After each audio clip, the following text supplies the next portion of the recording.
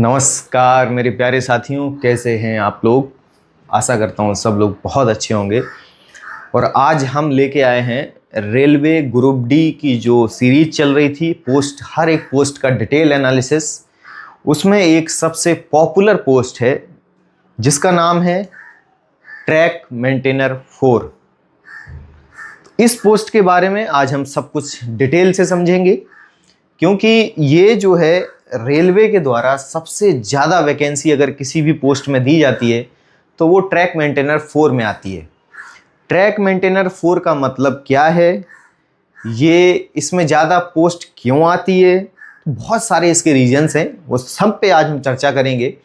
और वीडियो थोड़ा लंबा रहेगा क्योंकि पोस्ट ही ऐसी है कि उसके बारे में बहुत कुछ आपको जानना ज़रूरी है। और ये पोस्ट जो है वो रेलवे की, इनफैक्ट मैं कहूँगा कि भारत में सारे सरकारी विभागों में सबसे ज़्यादा मेहनत वाली पोस्ट है। सबसे ज़्यादा मेहनत इसमें आपको करनी पड़ेगी, बिकॉज ये पोस्ट ही ऐसी है। चलिए इसके ऊपर आज डिटेल में बात करते हैं। सबसे इसका नाम है ट्रैक मेंटेनर 4।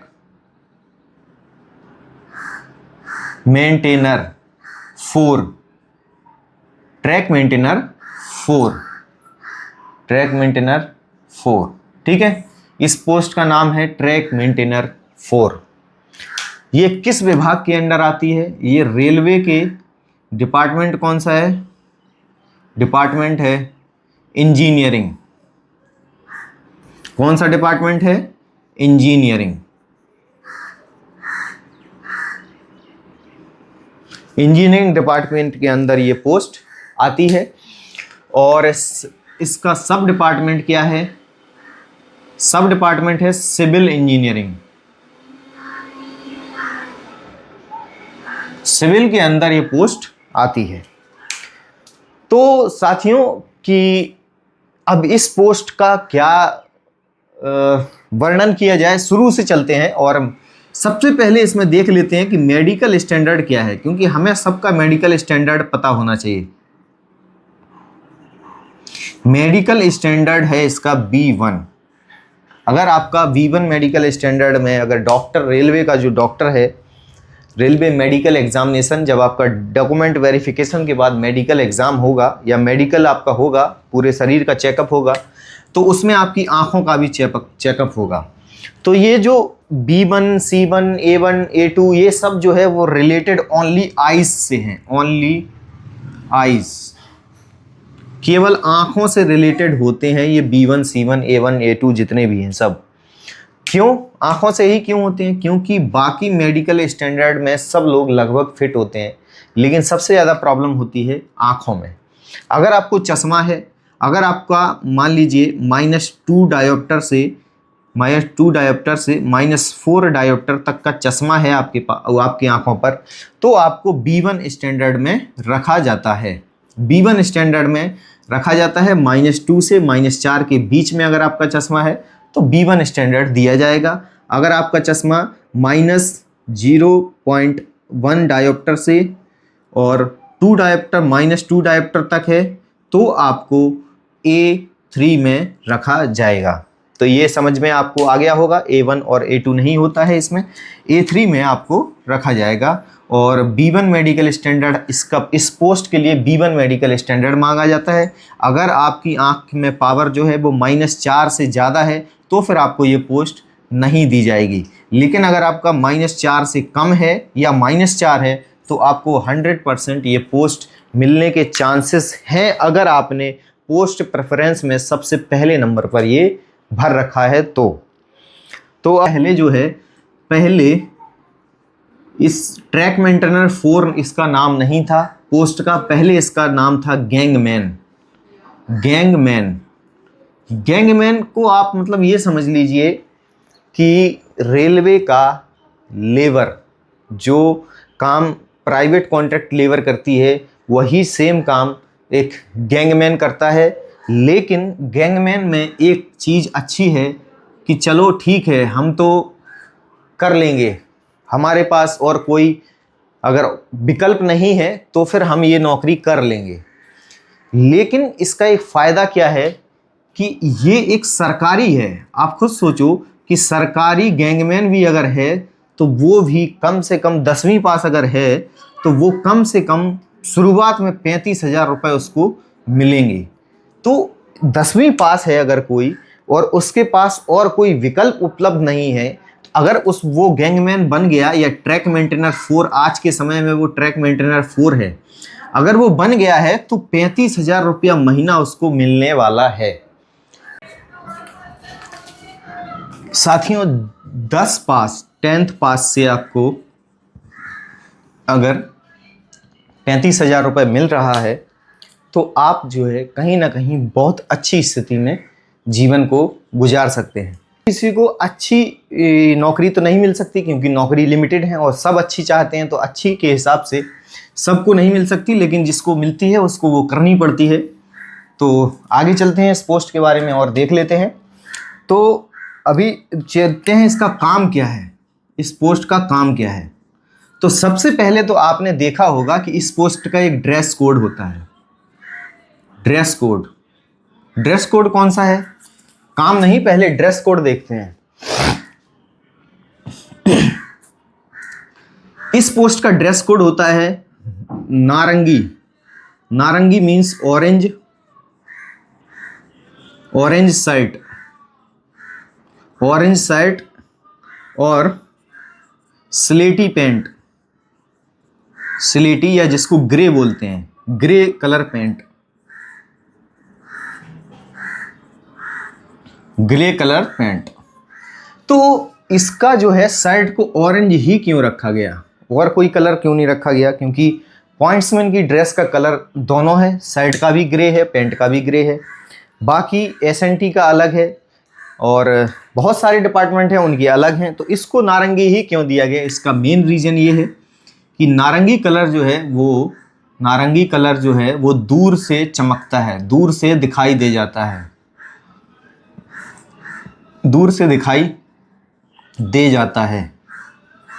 और मेन मकसद इसका यही है कि नारंगी कलर का जो शर्ट है वो नॉर्मली आदमी कोई पहनता नहीं है, वो जो है स्पेशल रेलवे ट्रैकमैन या गैंगमैन के लिए ही वो, इसीलिए वो कलर चुना गया है, क्योंकि वो जो है वो दूर से दिखाई दे जाता है। अगर कोई ट्रेन आ रही है और अगर कोई ट्रैकमैन अगर ट्रैक पर काम कर रहा है तो वो उसको कम से कम 1 किलोमीटर दूर से दिखाई दे जाएगा या फिर आधा किलोमीटर दूर से दिखाई दे जाएगा, तो वो पक्का हॉर्न मारेगा। ट्रेन जो लोको पायलट है वो बराबर हॉर्न मारेगा जब तक वो ट्रैकमैन ट्रैक से हट नहीं जाता।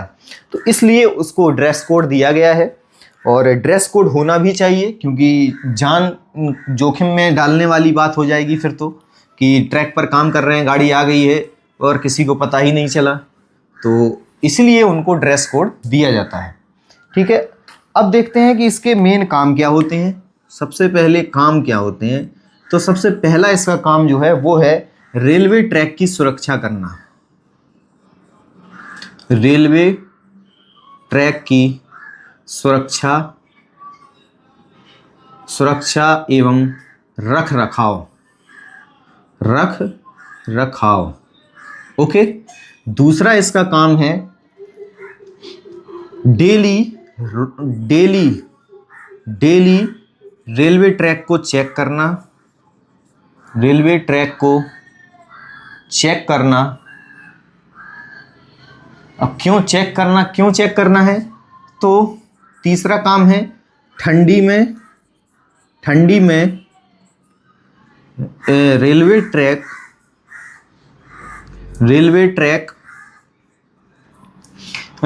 की बेल्डिंग जो है, रेलवे ट्रैक जो है वो सिकुड़ता है। सिकुड़ना का मतलब क्या होता है, सिकुड़ता है तो वेल्डिंग टूट जाती हैं।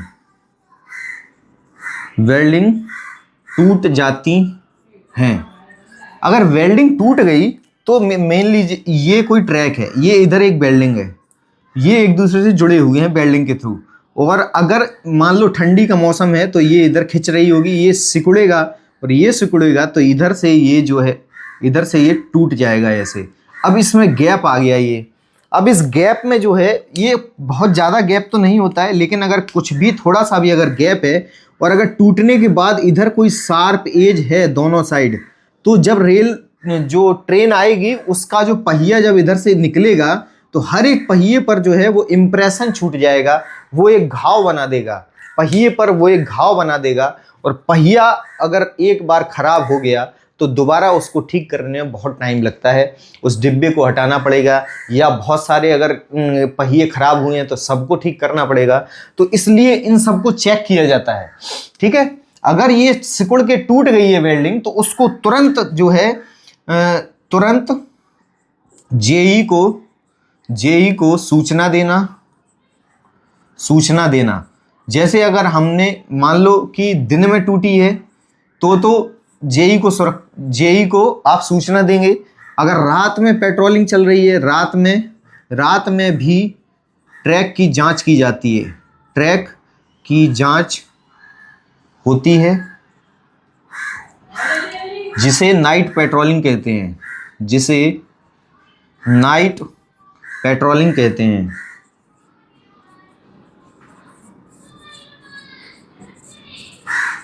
अब जैसे आपने देखा कि नाइट में आप पेट्रोलिंग कर रहे हैं, आप ट्रैक को चेक करते हुए जा रहे हैं टॉर्च की मदद से, क्योंकि ऐसे दिखेगा नहीं, टॉर्च की मदद से। अब आपने देखा कि यहाँ तो वेल्डिंग टूट गई है, गैप आ गया है, तो आप तुरंत जेई को इन्फॉर्म करेंगे।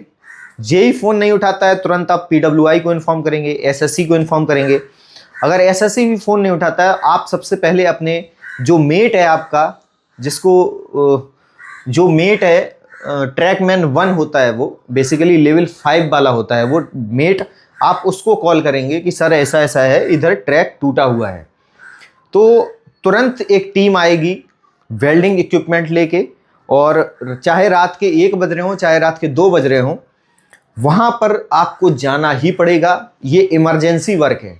इमरजेंसी वर्क में आप मना नहीं कर सकते कि मैं दिन में ड्यूटी करके आया हूँ, मैं रात में नहीं जाऊँगा, कोई भी मना नहीं कर सकता। ये पब्लिक के लिए सुरक्षा कारण है कि आप मना नहीं कर सकते, आपको जाना पड़ेगा। सारे इक्विपमेंट लेके गाड़ी जाएगी, अगर गाड़ी भी नहीं जा सकती तो वहाँ पर एक ट्रॉली होती है, उस ट्रॉली पे सारा सामान रखिए और फिर वहाँ तक जाइए जहाँ बिल्डिंग टूटी है और उसको ठीक कीजिए, और आधे घंटे का ब्लॉक लेके उसको ठीक कीजिए, ताकि अगर कोई गाड़ी है तो वो खड़ी रहे और वेल्डिंग हो जाए, उसके बाद वो निकले, ठीक है।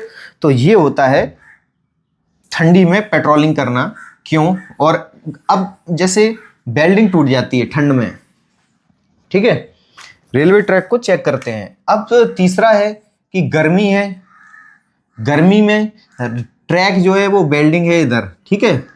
गर्मी में वेल्डिंग नहीं टूटती है, लेकिन गर्मी में जब रेल जो है, रेलवे ट्रैक जो है, जो ऐसा है, वो बल्जिंग कर जाता है। बल्जिंग का मतलब क्या होता है कि वो फैलता है, फैलने के कारण वो ऐसा कभी मुड़ गया, ऐसा मुड़ गया, तो इसकी वजह से बहुत ज़्यादा प्रॉब्लम क्रिएट हो सकती है। इसकी वजह से तो और ज़्यादा दिक्कत है कि इसकी वजह से गाड़ी डिरेल भी हो सकती है, गाड़ी ट्रैक से उतर सकती है। इतना खतरनाक होता है ये बल्जिंग नहीं होनी चाहिए। इसलिए अगर बल्जिंग है तो गर्मी में भी जो कीमैन है, कीमैन वो ट्रैक चेक करते हैं बराबर, वो बराबर ट्रैक चेक करते हैं,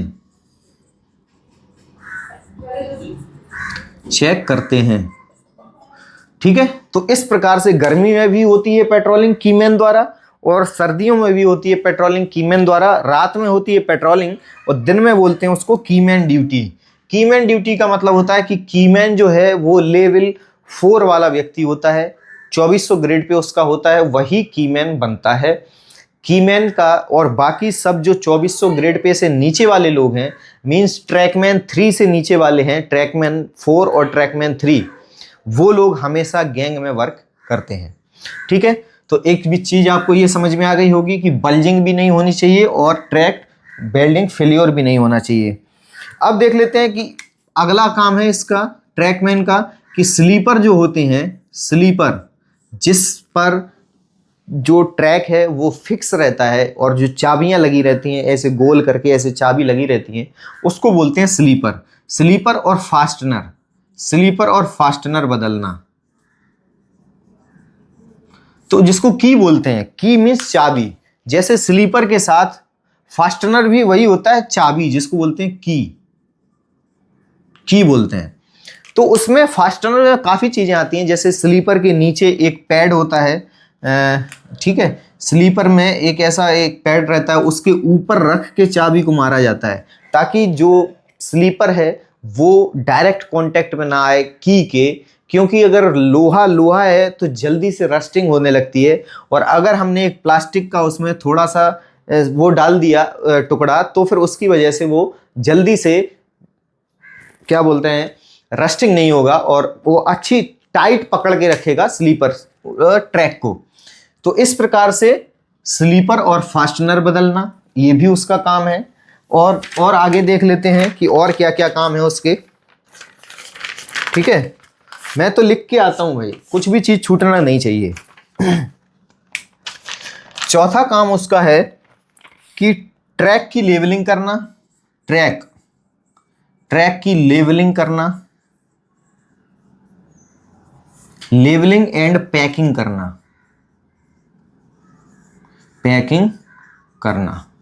ठीक है, इसको समझते हैं हम लोग, ये क्या चीज है। जैसे कभी कभी ये है, मान लीजिए ये ट्रैक है, ठीक है, ये ट्रैक जो है वो कभी कभी, देखिए ये ट्रैक जो है वो कभी कभी मान लीजिए ऐसे ऐसे ऐसे ऐसे हो गया, ऐसे ऐसे। आप देख रहे हैं कि स्ट्रेट नहीं है ट्रैक हमारा, ये जो पटरी है वो स्ट्रेट नहीं है, ये नीचे ऐसे जिगजैग हो गई है। तो इसको हमें सीधा स्ट्रेट करना है ऐसे। तो हम क्या करते हैं, इसके जो स्लीपर्स लगे रहते हैं ऐसे ऐसे स्लीपर्स हैं, इनमें हम लगाते हैं जैक। पहले इधर से कंकड़ हटाते हैं, फिर इसमें जैक लगाते हैं। जैक लगा के इसको ऐसे सब्बल के द्वारा जैक को उठाया जाता है, ताकि ये स्लीपर जो है, ये स्लीपर ऊपर उठ जाता है हवा में। और फिर इसके नीचे हम जो है गट्टी ठूंस देते हैं सब्बल की मदद से गट्टी ठूंस देते हैं। तो फिर ये जो ट्रैक है वो अभी मान लीजिए ऐसे नीचे हो गया था, तो अब वो लेवल में ऐसे ऐसे सीधा हो जाएगा, लेवल में बिल्कुल सीधा हो जाएगा। तो इसी को बोलते हैं ट्रैक की लेवलिंग करना, मीन्स ये है लेवलिंग। और ये होती है पैकिंग, मीन्स इधर से गट्टी ठूंसना उस स्लीपर के नीचे, ताकि जो हवा में टंगा हुआ स्लीपर है उसके अंदर गट्टी जाए और वो लेवल में रह जाए। ठीक है, तो आई होप आपको ये चीज समझ में आ गई होगी कि लेवलिंग करना और गट्टी ठूंसना। ठीक है, आगे चलते हैं और देखते हैं कि पांचवा है बारिश, बाढ़ या फिर दुर्घटना के समय तुरंत मौके पर पहुंचना,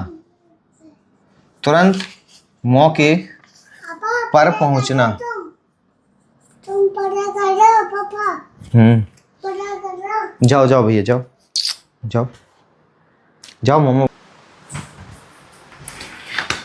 तो साथियों, बारिश, बाढ़, दुर्घटना में समय से तुरंत मौके पर पहुंचना है आपको, ये भी काम ट्रैकमैन का ही है।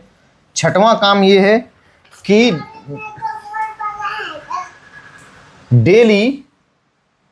डेली 5 से 7 किलोमीटर पैदल चलकर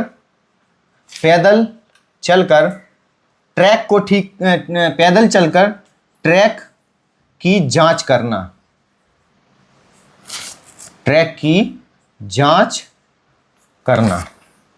ओके, ये सब काम जो है, ये सब काम देते हैं। सैलरी क्या है? सबसे पहले तो ये लेवल 1 की पोस्ट है, रेलवे ग्रुप डी के द्वारा निकाली जाती है। इसका बेसिक पे है, अगर लेवल 1 है तो बेसिक पे 18,000 है। डीए इनको मिलता है 60% के हिसाब से, अभी वर्तमान में चल रहा है। और एचआरए जो है, एचआरए 30%, 20% और 10% के हिसाब से आपको मिलेगा। ठीक है, और सबसे इंपॉर्टेंट चीज है, इनको मिलता है रिस्क अलाउंस।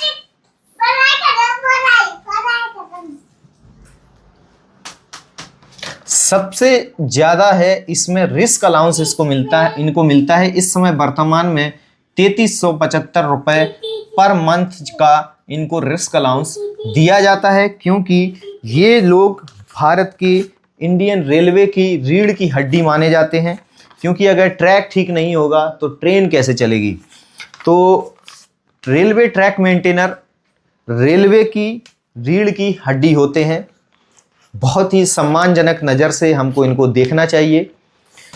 अगर साथी ये लोग आपके लिए ऐसी मेहनत करते हैं, केवल आपके लिए, क्योंकि ताकि हमारे जो भारत के नागरिक हैं वो सुरक्षित एक स्थान से दूसरे स्थान तक सफ़र कर सकें। सुरक्षित सफ़र के लिए ये लोग बाढ़, बारिश, ठंडी, गर्मी, धूप सब में एकदम दुरुस्त रहते हैं, काम करते रहते हैं। तो ऐसे हमारे जैसे सेना में हमारे जवान हैं, उसी तरह रेलवे में हमारे ट्रैकमैन लोग हैं। जो एक चीज़ समझ लीजिए आप कि जो सेना में जवान गोली खाता है अपने देश के लिए, उसी प्रकार बहुत सारे ट्रैकमैन भाई भी देश की जनता के लिए कभी कभी शहीद हो जाते हैं। तो इनको एक इज्जत की नज़र से देखना हमारा कर्तव्य है। और आगे चलते हैं, अब देख लेते हैं इनकी कठिनाइयाँ क्या क्या हैं, ताकि आपको पता चले कि हाँ, इन्हें भी सम्मान की नज़र से देखना चाहिए। सैलरी देख लेते हैं हम पहले कि सैलरी अगर इनकी ये है तो कुल मिला के टीए भी इनको मिलता है अगर ये 8 किलोमीटर से ज़्यादा जाते हैं, और अगर नाइट पेट्रोलिंग है तो इनको नाइट ड्यूटी अलाउंस भी मिलेगा। ओवर टाइम इसमें कुछ नहीं होता है, ओवर टाइम कभी नहीं मिलता है। तो कुल मिला के ये दो चीज़ें और ऐड कर ली जाएँ तो ये सब तो होता है 32,000 रुपये, 32,000 ओके, प्लस 3375 प्लस टीए अगर मिलता है मान लो 2,000 3,000 ऐसा ही इनका टीए बनता है। और नाइट ड्यूटी अलाउंस भी मान लेते हैं कि 2,000 रुपये नाइट ड्यूटी अलाउंस बनता है। तो आप जोड़ लीजिए लगभग 40,000 के आसपास इनका ग्रॉस पे बन जाता है। और अगर इनको नेट पे देखा जाए, नेट पे, तो इनको इन हैंड सैलरी जो है वो 35,000 के आसपास इन हैंड सैलरी इनकी बन जाती है। तो इन हैंड सैलरी 35,000 रुपये हमारे इन वीरों की बन जाती है, जो कि काफ़ी ठीक है, अच्छी है। तो अब देख लेते हैं इनका काम क्या है, ताकि आपको और थोड़ा सा इनके लिए सम्मान और इज्जत आपके दिल में बनी रहे। सबसे पहले कठिनाइयाँ क्या हैं? तेज़ धूप में काम करना, तेज़ धूप में काम करना, तेज़ धूप में काम करना। दूसरी कठिनाई ये है बारिश में काम करना, बारिश में काम करना। तीसरा ये है कि भारी औजार उठाकर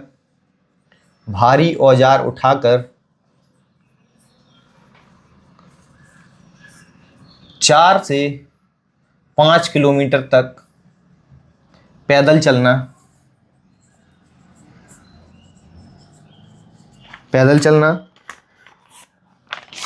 और सबसे दिक्कत वाली चीज़ ये है कि काफ़ी लंबे समय तक पैदल चलते रहना, काफ़ी लंबे समय तक पैदल चलते रहना।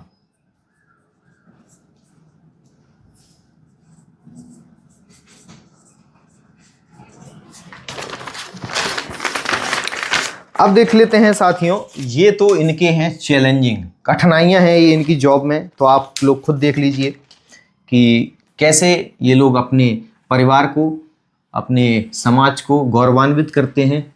हम लोग इनको सही नज़र से नहीं देखते हैं। जो भी नहीं देखते हैं, मैं तो खैर बहुत इज्जत करता हूँ, मैं तो रेलवे डिपार्टमेंट से हूँ, तो हूँ मतलब था, इसलिए मुझे सब पता है, हर एक चीज़ की जानकारी है मुझे। अब देखिए इनके लिए रिस्क क्या है, क्यों इनको रिस्क अलाउंस क्यों दिया जाता है? क्योंकि इनको जान का रिस्क है, इसलिए इनको रिस्क अलाउंस दिया जाता है। रेलवे में केवल एक ही पोस्ट ऐसी है जिसको रिस्क अलाउंस दिया जाता है, वो है ट्रैक मेंटेनर। ट्रैक मेंटेनर के अलावा और किसी भी पोस्ट में रिस्क अलाउंस नहीं दिया जाता। इनको रिस्क क्या है? इनको रिस्क ये है कि चलती ट्रेन के बगल में भी काम करते हैं। चलती ट्रेन के बगल में काम करना, बगल में काम करना। कैसा? मतलब जैसे दो ट्रैक हैं, आसपास हैं बिल्कुल। अब मान लीजिए कि इस ट्रैक पर काम चल रहा है, इस ट्रैक पर आ रही है एक रफ्तार से 130 की रफ्तार से एक ट्रेन आ रही है। आप सोचिए कि बगल में बहुत ज़्यादा दूरी नहीं है, लगभग 10 मीटर की दूरी है। तो सोचिए आपकी 130 की रफ्तार से कोई ट्रेन आ रही है और उसके बगल में अगर ये काम कर रहे हैं, तो डर तो लगता ही है, सभी को लगता है, जाहिर सी बात है, इंसान है तो डर लगेगा। तो कुल मिला के इसीलिए इनको रिस्क अलाउंस दिया जाता है, क्योंकि इनकी ड्यूटी बहुत रिस्क की होती है। और पहला ये, दूसरा ये है भारी औजारों से काम करना। भारी औजारों से काम करना, भारी औजारों से काम करना जिसमें चोट लगने का खतरा बहुत ज़्यादा है, जिसमें चोट लगने का खतरा बहुत ज़्यादा है, बहुत ज़्यादा है, इसलिए इनको रिस्क अलाउंस दिया जाता है। और तीसरा इनको देख लीजिए कि ट्रैक पर सांप या अन्य जंगली जानवरों का खतरा रहता है। तो अगर ट्रैक पर वो नाइट में या दिन में कभी भी पेट्रोलिंग कर रहे हैं, लेकिन ट्रैक पर सांप वगैरह आ जाते हैं, और अगर नाइट में वो, क्योंकि ट्रेन का ट्रैक जो है वो ऐसा नहीं है कि सब जगह सीधा सिटियों से गुजर रहा है। बहुत सारे ट्रेन का ट्रैक जो है वो हमेशा किसी भी ऐसे जंगली एरिया से गुजारा जाता है जहां आप रहने वालों को कोई दिक्कत ना हो। तो अगर जंगली एरिया से गुजारा जाता है तो वहाँ पर भी आपको नाइट पेट्रोलिंग करनी पड़ेगी कि कोई भी जानवर बीच में पड़ा ना हो, ट्रैक के मर ना गया हो। अगर वो आए, मान लो कोई गाय भैंस कोई भी बड़ा जानवर जो है वो अगर ट्रैक पर मरा हुआ पड़ा है और ट्रेन वहाँ से 130 की रफ्तार में आ रही है, तो फिर प्रॉब्लम ये हो सकती है कि वो उससे फंस कर और ट्रैक डिरेल भी, और ट्रेन डिरेल भी हो सकती है। हो सकता है कि पटरी से उतर जाए, कुछ भी हो सकता है। तो इसलिए ट्रैक पर हमेशा जांच पड़ताल चलती रहती है और सांप वगैरह और जंगली जानवरों का खतरा भी हमेशा बना रहता है। तो इसलिए इनको रिस्क अलाउंस दिया जाता है। तो रिस्क अलाउंस देने के आपको कारण भी मैंने बताया कि क्यों इनको रिस्क अलाउंस दिया जाता है, और देना भी चाहिए, जो कि हमारा मूलभूत कर्तव्य है, क्योंकि वो अपनी जान रिस्क में डालकर आप लोगों के लिए लगे हुए हैं। तो फ़ायदे देख लीजिए क्या क्या हैं इसके। फ़ायदे क्या हैं? अब हमने नुकसान देख लिए, तो फ़ायदे क्या हैं? फ़ायदे ये हैं कि सबसे पहले तो सरकारी नौकरी है, सरकारी नौकरी है, सरकारी नौकरी है, सरकारी नौकरी है। दूसरी सुरक्षा, परिवार की सुरक्षा, परिवार की सुरक्षा है। परिवार की सुरक्षा किस प्रकार है? देखिए, अगर आप सरकारी नौकर हैं, अगर आप मान लीजिए सरकारी नौकरी में हैं, ट्रैक मेंटेनर में, तो आपकी परिवार की सुरक्षा भी आपको हाथों में, दायित्व में रहती है। तो अगर आपको कुछ हो जाता है तो आपके परिवार में किसी को नौकरी अवश्य दी जाती है इस जॉब में। ये एक विशेष पॉइंट है कि अगर आपको नौकरी के दौरान आप शहीद होते हैं, कुछ हो जाता है आपको, तो आपके जो फैमिली वाले हैं उनको ये एक नौकरी ज़रूर दी जाएगी, उनकी एजुकेशन, उनकी क्वालिफ़िकेशन के हिसाब से। तो और अच्छी सैलरी भी इसमें है, पहला तो ये है। दूसरा है अच्छी सैलरी भी है, अच्छी सैलरी भी है। तीसरा है कि मेडिकल सुविधाएं भी हैं, मेडिकल सुविधाएं भी हैं। ठीक है, तो ये कुछ चीज़ें हैं जो आपको याद रखनी है कि इसके फ़ायदे हैं। अब देख लेते हैं कि महिलाओं के लिए कैसी है, महिलाओं के लिए कैसी है, महिलाओं के लिए कैसी है, कैसी है। मेरे प्यारे साथियों, मेरी बहनें, मेरी माताएं, मेरी छोटी बहन है, मेरी बड़ी बहन है, अगर आप रेलवे में नौकरी करना चाहती हैं तो प्लीज़ इस पोस्ट को कभी मत भरें, क्योंकि इसमें आपको ट्रैक पर तो नहीं जाना पड़ेगा, लेकिन कभी कभी आपको ऑफिस में, मान लीजिए आपकी ड्यूटी लग जाती है, तो ऑफिस में आपकी ड्यूटी तो चलो लग गई है, ठीक है, अच्छी बात है, लेकिन कभी कभी इसमें हरासमेंट भी होता है। हरासमेंट भी आपको झेलना पड़ सकता है। हरासमेंट मतलब कैसा, जैसे आपको अगर मान लीजिए कि महिलाएं हैं तो उनको बच्चे भी होंगे उनके, तो अगर उनको बच्चे की कुछ तबीयत ख़राब है तो वहाँ पर जो है छुट्टी बहुत कम दी जाती है, छुट्टी बहुत कम दी जाती है, ठीक है। तो ये एक हैरासमेंट टाइप का होता है। तो इसको महिलाएं अगर नौकरी करना चाहती हैं तो इस पोस्ट को मत भरें, क्योंकि इसमें एक तो वजन वाला काम, भारी काम है, आपको ट्रैक पर तो नहीं जाना पड़ेगा, क्योंकि ट्रैक पर तो महिलाएं काम कर भी नहीं पाएंगी। और अगर ऑफिस में भी आपको ड्यूटी मिलती है तो फिर कितनी महिलाओं को ऑफिस में ड्यूटी मिल जाएगी, 2-3 महिलाओं को। लेकिन अगर 10 महिलाएं उस स्टेशन पर पहुंच गई ट्रैक मैन में सेलेक्ट होकर, एक्चुअली इसका नाम ट्रैक मैन ही क्यों है, वुमेन क्यों नहीं है, ट्रैक वुमेन, क्योंकि पिछले ज़माने में इसमें केवल पुरुष ही रहते थे, इसलिए इसको ट्रैक मैन नाम दिया गया। इसमें महिलाएं अब जो है धीरे धीरे करके इसमें महिलाएं सेलेक्ट हो रही हैं, क्योंकि बेरोजगारी इतनी ज़्यादा है, तो जाहिर सी बात है कि सब लोग इसको भरेंगे, और जिसकी मजबूरी है वो करेगा भी। जिन बहनों की मजबूरी है वो इसको करेंगी भी, कोई भी हो, कैसे भी हो, हम करेंगे, क्योंकि हमें एक सिक्योर जॉब चाहिए। हमारी जो है वो नौकरी जो है सुरक्षित है, सरकार के हाथों में है हम, तो हमें सुरक्षा, सरकारी सुरक्षा के दायरे में हम आ जाते हैं। लेकिन मेरी एक पर्सनल सलाह है कि महिलाएं जो भी हमारी बहनें हैं वो इस पोस्ट को ना भरें, तो उनके लिए थोड़ा सा बेहतर है। बाकी सारी पोस्टें इससे अच्छी हैं, एक पोस्ट यही है जो रेलवे में भारी शारीरिक वजन और भारी उपकरणों के साथ जो है आपको चलना पड़ सकता है। अब देख लेते हैं प्रमोशन क्या है, प्रमोशन के अवसर क्या हैं इसमें, प्रमोशन, ठीक है। तो आप सबसे पहले ट्रैक मैन 4 में सिलेक्ट होते हैं, फिर 3 बनते हैं, फिर 2 बनते हैं, फिर 1 बनते हैं। ट्रैक मैन 4 है, लेवल 1 है, ये है लेवल 2, ये है लेवल 4 और ये है लेवल 5। तो कुल मिला के ट्रैक मैन 1 जो है वो लेवल 5 है, 2800 ग्रेड पे है, ठीक है। आप जो है 1800 ग्रेड पे पर सिलेक्ट होते हैं, 1800 ग्रेड पे क्या है 1800, और आप जो है 2800 ग्रेड पे पर रिटायर हो जाएंगे। रिटायर मतलब कुल मिला के आप जो है वो केवल 2800 ग्रेड पे तक ही जा सकते हैं, उसके बाद आपको जाने का मौका नहीं मिलेगा। केवल उन्हीं लोगों को मिलता है मौका जेई बनने का जो लोग या तो उनकी सर्विस बहुत ज़्यादा हो गई हो, सर्विस ज़्यादा बची हो, और या फिर जो है वो कैटेगरी का लाभ हो।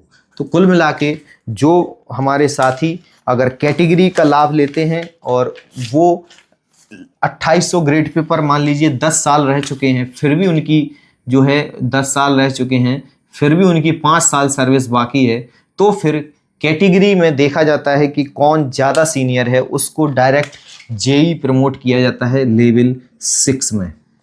तो इस प्रकार से इसका प्रमोशन है। आप किसमें केवल और केवल जीडीसीई दे सकते हैं, एलडीसीई जो है वो आपके लिए नहीं है। ट्रैक मेंटेनर लोग एलडीसीई कभी नहीं भर सकते, केवल जीडीसीई भर सकते हैं। ये भी आपको हमेशा याद रखना है। ओके, तो आई होप आपको ये चीज़ समझ में आई होगी, और हम आपसे भी से एक रिक्वेस्ट करते हैं कि हमारे जो ये वीर योद्धा हैं, सेम टू सेम काम है जो हमारे जवान सरहद पे करते हैं, वही सेम काम हमारे ट्रैकमैन जवान ट्रैक पर करते हैं। धूप में भी काम करना, बारिश में काम करना, ठंडी में भी काम करना, तो इनके लिए एक सम्मानजनक सोच जो है हमको डेवलप करनी है। और आशा करता हूँ कि आपको ये डिटेल एनालिसिस पसंद आया होगा। इसमें हम फ़ोटोज़ भी लगाएंगे कि ट्रैक पर करते हुए, काम करते हुए व्यक्ति, उसका फ़ोटोज़ भी लगाएंगे ताकि आपको विजुअलिटी हो, आप विजुअलाइज कर सकें कि हाँ ऐसे ऐसे काम होता होगा।